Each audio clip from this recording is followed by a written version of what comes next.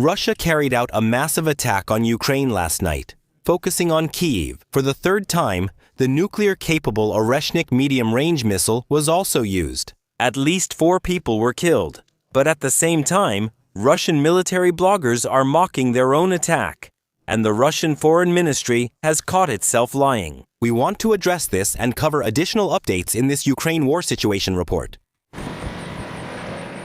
Holy cow! Now save the most at Holy with my code. Yesterday's major attack focused on Kyiv, as we can see here. You can also clearly see here that especially with slower flying objects like drones and cruise missiles, flight paths are selected and planned. For example, to avoid concentrations of air defense, or to use geographic features and radar shadows, and so on, to make attacks easier. We can see that all these movements are not chosen without reason. The attack was mainly directed at Kyiv. According to Ukraine, a total of 1 Oreshnik was used. That is the medium-range missile. 2 Kinjal air-launched ballistic missiles. 3 Zircon ballistic missiles, as well as 30 Iskander-Ms were used. Those are also ballistic missiles. In addition, 54 Kh-101 and Iskander-K cruise missiles were used, as well as 600 one-way attack drones. The Ukrainians say that out of the 90 missiles, they intercepted 55, including 11 ballistic missiles. But only 11 ballistic missiles out of a total of 35 were intercepted. This shows that Ukraine still has a shortage of Patriot missiles, that this shortage continues, and that they can still only intercept a fraction of what is fired at them. With drones, however, it was a little better. The Ukrainians report that they intercepted 549 of the drones. That's about 90%. Overall, however, according to Ukrainian sources, 16 missiles and 51 one-way attack drones still got through and hit 54 targets. Debris reportedly hit another 23 locations. The Russians say they hit the headquarters of the Ukrainian ground forces. And as we can see here, there is really very heavy damage at this location. I tried to verify that. And if we look at the video, from both the color scheme and the wall design, it has some fairly distinctive features. And on Google Maps, we can see that this is obviously exactly the design that belongs to the headquarters of the ground forces. So it was probably hit. I can't rule out that it might be something else, but at least it suggests that this could be true. According to the Russians, the National Guard was also attacked. A building of the National Guard, as well as a presidential regiment. The presidential regiment is probably the Presidential Guard. And here we see one of the impacts that leads to a heavy explosion in Kyiv itself, after one of the missiles hits. Industrial facilities were also hit, as could be geolocated based on company locations. So, among other things, the arms industry within, in the heart of Kyiv, was hit. And firms also shows us here where fires are in the city and around the city. Firms is actually used to detect forest fires, but in this case, it can also be used to detect fires in general. And after such an attack, it shows us exactly where the fires are. And this was used here by the Russian Milblogger Kirill Fedorov to compare it with what is located at the sites where fires are reported. At the same time, a garage complex was hit here, and I saw how Ukrainians, among others, were making fun of it. However, it must be clearly stated here that Ukraine, of course, relocates its domestic arms production, meaning it disperses and camouflages it. And accordingly, shopping centers or garages can also be used for arms production. Of course, that does not mean that every shopping center and every garage is a legitimate military target. But we have to be clear. Of course, that does not mean that. But clearly the arms industry can very well serve weapons production, and that should be taken into account accordingly. Basically, the Ukrainians also say that numerous cultural monuments have been hit. So here we have what's left of the Chernobyl Museum after it was hit in the attack last night. And this is what it looked like before. So it's the museum that commemorates the Chernobyl disaster. And it was apparently largely destroyed in yesterday's attack. It's also interesting that the Russians are reporting, Russian military bloggers, that the only sewage treatment plant in Kyiv was attacked, which is apparently a huge facility. And then, of course, the question arises, why would a sewage treatment plant be attacked? The Russian military blogger Sasha Kotz explains it. Virtually all of the city's wastewater flows through this facility. It is reported that several missiles were fired at the facility at the same time. By the way, this shows that it was a targeted attack, not an accidental hit. What dangers does the destruction of this facility pose for Kyiv and its residents? Automatic discharge of wastewater into the Dnieper. During normal operation, the treated wastewater flows into Ukraine's main river. If the facility is shut down, all wastewater flows directly into the river. In addition, they enter the stormwater and groundwater systems, which can lead to massive pollution. There is a risk of pipe bursts and flooding on the streets. The collection channels may not handle the pressure, causing pipe bursts, flooding around homes and on streets, as well as health and epidemic risks. A failure of the facility can trigger outbreaks of intestinal infections, hepatitis A, typhoid, and other diseases. In the event of large-scale contamination, restrictions on water usage, a drastic reduction in water supply, and difficulties in high-quality water purification are possible. In short, the destruction of the sewage treatment plant threatens Kyiv with filth, epidemics, and a virtual blockage of the sewage system. And the Dnipro River and the surrounding region face a severe environmental disaster and years of reconstruction costs. In addition, the attacks on the sewage treatment plant in Bortnitsia are aimed purely at military objectives. The people of Kyiv, disgusted by the stench and the lack of water, will sooner or later begin to leave the city en masse. This means additional strain on the main roads and the overall transportation infrastructure. The logistics of the Ukrainian armed forces will be noticeably affected by this. Those who sow the wind will reap the whirlwind. So terrorism and the risk of epidemics are purely military objectives. Of course, Articles 52, 54, and 55 of the First Additional Protocol to the Geneva Convention are quite clear on this and make it a war crime. The Russian Ministry of Defense also says that no attacks on civilian infrastructure in Ukraine were planned or carried out. So much for the statement from the Russian Ministry of Defense. Azerbaijan's embassy building was also damaged. Azerbaijan has already complained to Russia about this. The ARD studio was also damaged. The relatively quick attack, just 2 days after the incident in Starobilsk, suggests that it was a prearranged plan by Russia. That means it was already in the drawer, so to speak. Attack planning, target selection, route selection, coordination of resources, duration, timing. That means, while Russia frames this as a retaliatory attack in response to the incident in Starobilsk, it was actually a long-planned attack. Probably an attack that would have happened in the event of an attack on the parade. That's important to understand here. We'll talk more about Starobilsk itself and the significance of Oreshnik later. Also, how the Russians themselves are making fun of the attack. Yes, Russian Milbloggers are mocking their own attack. If you're being made fun of, you need strong nerves. Meditation can certainly help with that. But so can good balance. And today's sponsor can help with that. I probably work more than I actually should, and even though I look like I'm 17, I'm actually over 40 years old. So it's about time I start paying attention to my health. And part of that, of course, is making sure that I'm at least covered when it comes to minerals and vitamins, and making sure I don't have any deficiencies. That's why, since 2024 every morning for me starts with AG1, I have this mixing bottle here. Just put one of these packets in. By the way, this is a travel mix. I now take it with me on every single trip abroad to make sure that I really take it every morning. Put the nice metal lid on, just shake it a little, and you can drink it right away. It actually tastes pretty good, even though it's something for your health. And that's how my morning starts. The idea, of course, is to play it safe and get positive effects in terms of focus and energy. I always said I never got sick. But recently, I had a bad cold. All this time, just one bad cold. I still think that's pretty good. And when it comes to digestion, I can only say positive things. AG1 replaces 15 supplements for me. That means, instead of taking lots of different pills, I just take this, which even tastes good. And clinical studies confirm the fast and efficient absorption of the nutrients.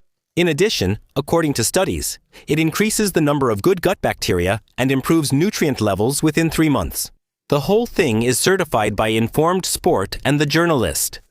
And currently, there is a limited offer. At www.drinkig1.com, your Geschichte, you can currently get the limited offer with 5 AG1 daily portions for on the go, a bottle of vitamin D3 and K2, as well as the welcome kit for only €69 for free. The subscription can be cancelled or paused at any time, and of course, there's a 30-day money-back guarantee.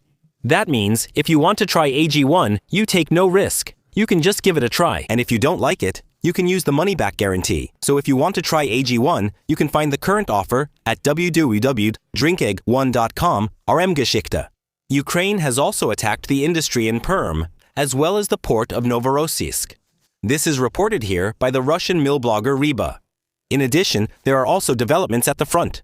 We have nothing from Sumy to Kupiansk. However, we do have a change from Kupiansk. There was a geolocation there of a Russian soldier during an infiltration in Kupiansk. Kupiansk Vuzlovyi. That's right here on the Oskil River. So right here in the center. But I watched the source video, and there we see a single Russian soldier walking around and then being attacked by a drone. That needs to be understood. These are infiltrations. That doesn't necessarily mean that this Russian soldier is still holding the position there. Further along the front, we have no changes in Borova. And from Lyman, we have a Ukrainian comment that the Russians are bringing in heavy equipment. So, armored vehicles as well as artillery. However, they are currently avoiding deployment due to heavy losses. We also have something in Kostiantynivka. And there too, there is an infiltration. And that's deep inside Kostiantynivka itself. There, a single Russian soldier is killed by Ukrainian drones. That must have been somewhere around here. So, a deeper incursion by a Russian soldier during an infiltration. As I said, as always, that doesn't mean the front has shifted. But it does show us a certain tendency in most cases. Further along the front, we move toward Dobropilya. So, in this area here. And there are also reports that the Russians are massively reinforcing their artillery in the region. But on the ground itself, there are no changes. However, that's a bit different further south towards Huliaipol. There, we have several geolocations from Dobropilya showing Russian shelling. And that shows Ukrainians at different locations within Dobropilya. So here, and here, Ukrainian soldiers were seen at each location. Either they are still there or they have returned there. That doesn't confirm any change in territorial control.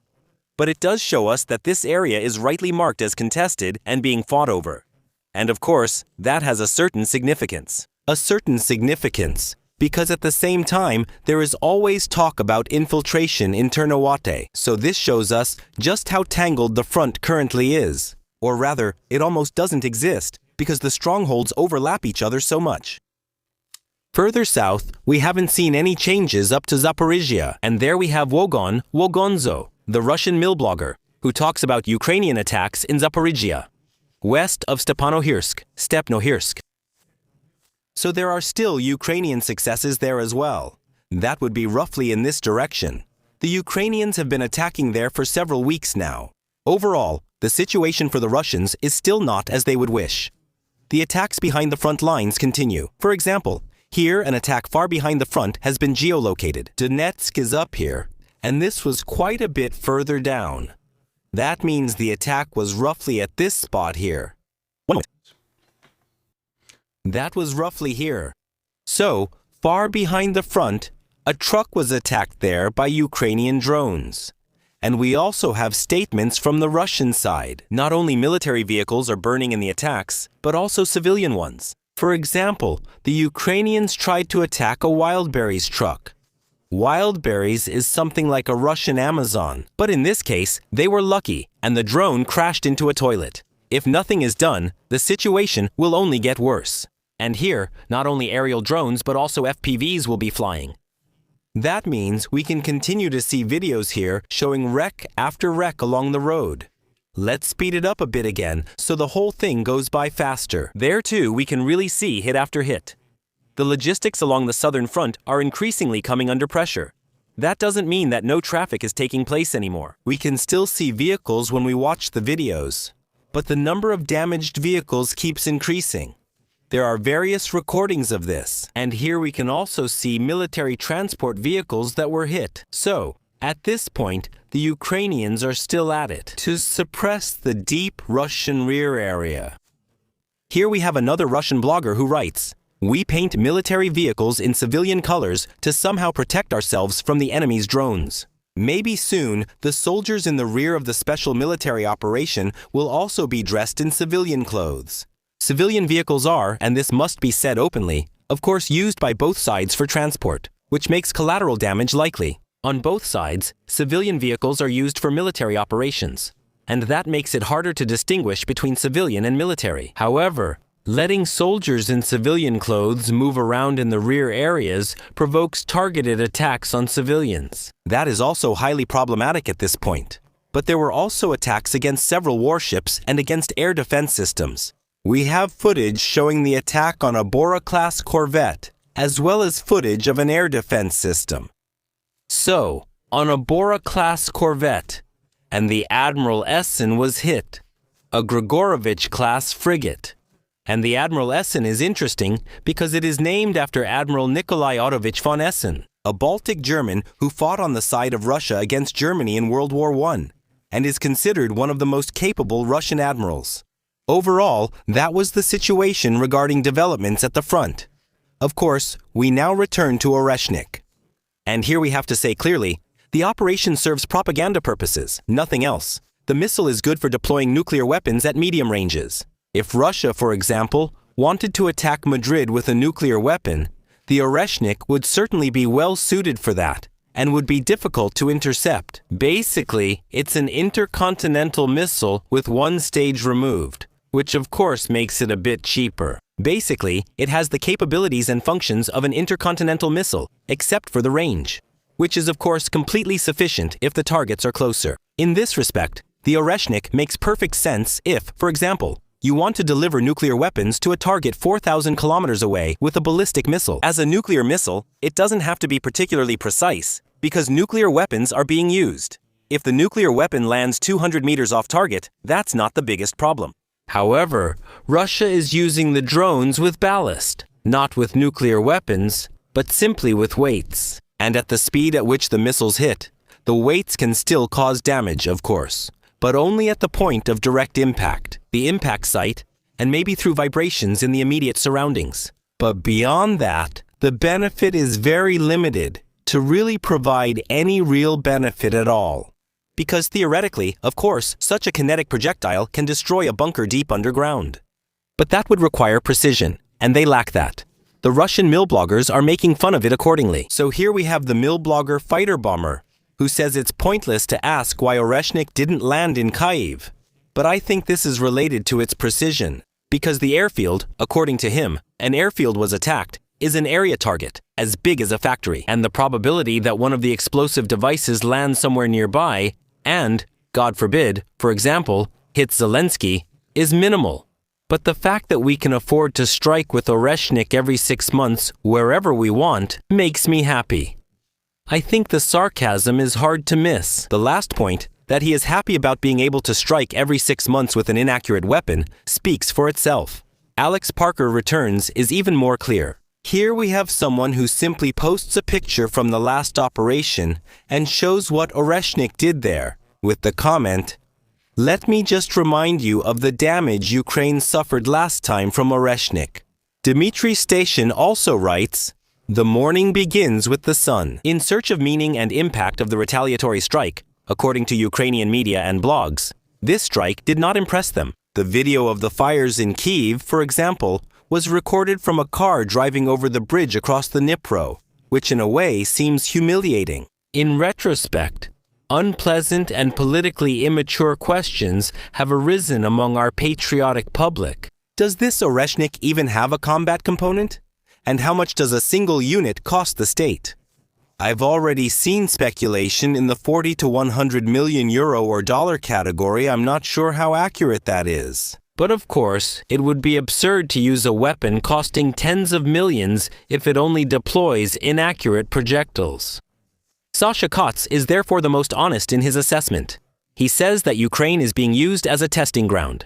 That's also an assessment I've made in the past. Effectively, the Russians are conducting weapons tests. Only, they're not firing at a test site somewhere in Siberia, but at Ukraine. It's highly unlikely that the Russians want to achieve more than a psychological success with this. The whole attack is being justified by what happened in Starobilsk, where a dormitory was attacked. Ukrainians claim Russian drone pilots were trained there, while Russians say only innocent children were present.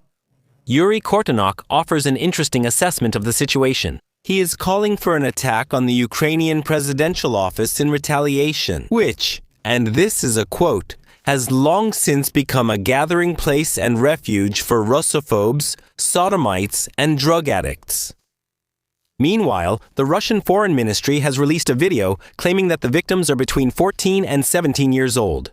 Unfortunately, I only have it in English, but I can play it for you briefly here. Let's play it quickly. A terrible tragedy occurred at this school during the night, where the children were between 14 and 17 years old. Where the children were killed, ages 14 to 17. So that's the emphasis, that children were killed. And this is from the Russian Foreign Ministry, what we're seeing here. And mind you, the recording, it was posted on May 24th at 8 a.m. Panama time. And on the 24th. On May 24th at 4 a.m. Panama time, the English page of the Russian Foreign Ministry published the list, the current list, the updated list of the dead. And we see that the birth dates are between 2004 and 2007. And that's clear for anyone who can do the math. They were all adults. That means they were all adults who were killed. The Russians themselves contradict themselves while lying that they were all children. And that's effectively been the tone since this attack.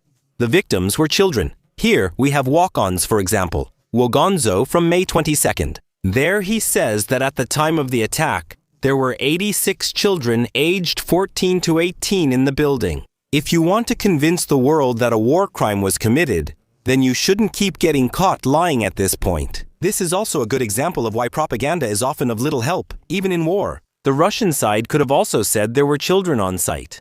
But when it became clear that none of them died, they said there were also young adults there. The drones struck an area where students were housed, which is why the casualties occurred there.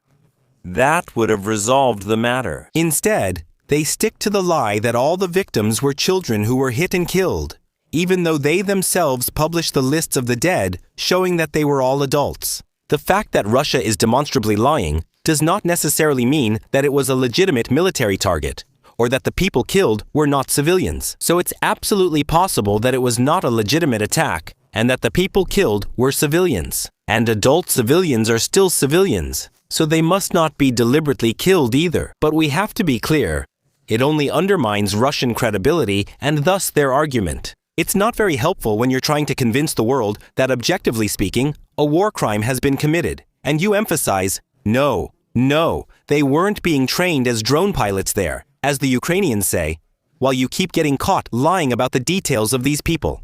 And at this point, all I can say again is, I can't determine whether that was a legitimate military target. According to the Russians themselves, we know that all those killed were adults, so all those killed were potential soldiers. But the fact that they were potentially potential soldiers, that the people killed could have been soldiers, of course doesn't automatically make them soldiers. If they were all harmless students with no military ties, the attack wouldn't be justified.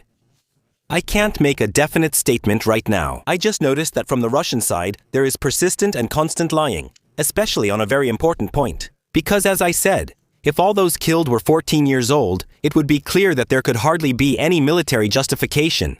It would mean they would have had to be child soldiers.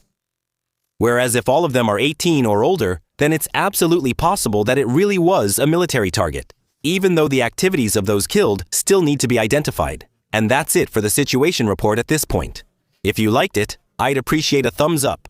That helps with the algorithm. Leave a comment if you have something to add, and if you're new here, I'd like you to subscribe to the channel and click the bell so you don't miss future videos. That's all for now. For 1400. Thank you very much for your attention and see you soon. At this point, my special thanks also go to Lieutenant Colonel Mahmory, as well as Lieutenant Jan Uwe, dear friend, nicknames VIP, Karsten Schultz, Robert Veal, Vision, Sound, Lick Chatter, NTX, Master Painter, Marcus F, Alex Rosenthal, Matt Best, Sigmar 666, Murder 1000 SG, Zasha Miller, Cunningham, and Eustress. Thank you very much. Without them, this wouldn't be possible. At this point, my special thanks also go to Lieutenant Colonel Mahamori, as well as Lieutenant Jans vom Eck, Uwe de Vreen, nickname 2Bib Karsten Schultz, Robert Veal, Vision Sound Lab, Lick Chatter, NTX, Master Painter Nagel, Marcus F, Alex Rosenthal, Matt Best, Sick Rider 666, Motor 1000 Janis Gu, Sasha Muller, Cunningham, and Eustress. Thank you very much. Without you, this wouldn't be possible.